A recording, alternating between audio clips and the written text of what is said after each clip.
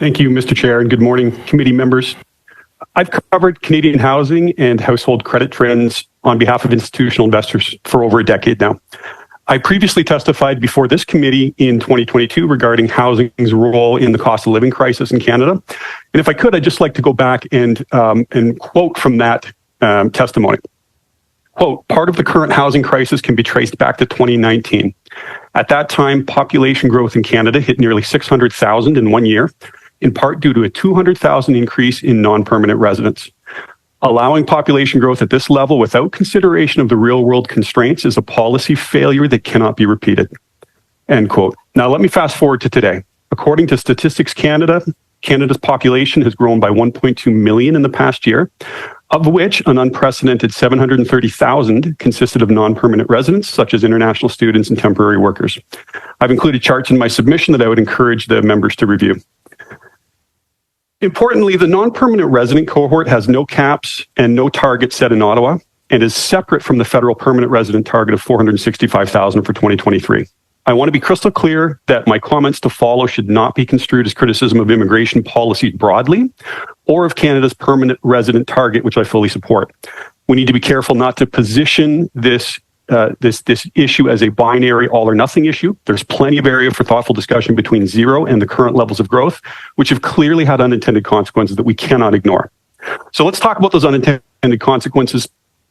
It's important to note that non-permanent residents are overwhelmingly made up of renters, so it should be no surprise that when we add nearly 750,000 into the Canadian population in 1 year, that we would see an extremely disorderly rental market that has disproportionately hurt lower income households. And we also need to be mindful that this growth has impacted the non-permanent resident cohort themselves, particularly international students who often find themselves living in substandard housing if they can find housing at all. We have failed them too.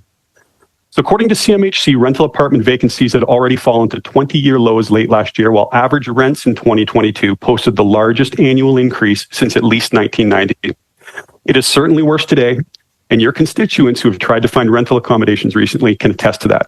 This dynamic is also contributing to the cost of living issues, as rents alone have added 0.4 percentage points to headline CPI as of last month. I believe we have a misaligned incentive structure at play as post-secondary institutions and the for-profit partnerships that they often work with have every incentive to increase international student enrollment due to the much higher tuition fees that these students pay and without regard for the local rental market that it might impact. Among the other unintended consequences is that this dynamic has contributed to housing speculation in recent years, as some landlords have discovered that while they cannot make a satisfactory return renting a single-family home to one family, the economics are very different if they can instead rent to a dozen or more international students. We are absolutely seeing this dynamic at play. Finally, I believe this level of population growth risks stoking anti-immigration sentiment. Consider the results of a Nanos poll this month that found that the share of Canadians who want lower immigration targets has risen sharply from 34% in March to 55% today.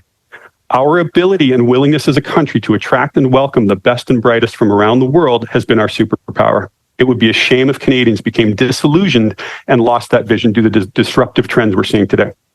Now, I recognize that the provinces have a major role to play here, but the federal government still has some levers, and some things that can be done would include establishing a provincial level cap on international students, dissuading applications by raising student application visa fees, or reducing the number of hours that international students can work by issuing a fixed number of work permit for students each year.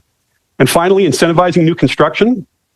And on that point, I would recognize that the elimination of the GST on new rentals is a welcome policy on that front. Shifting gears, if I may, for a moment, I'm going to leave that point there now, but I do also want to express my support for the submission from Mortgage Professionals Canada, which advocates for direct income verification between lenders and Canada Revenue Agency as a means to dissuade mortgage document fraud, which has become a very real problem in recent years. This is a problem with a simple, elegant solution, clearly articulated by Mortgage Professionals Canada, and there's absolutely no reason not to pursue this. I will leave it there, and I welcome your questions.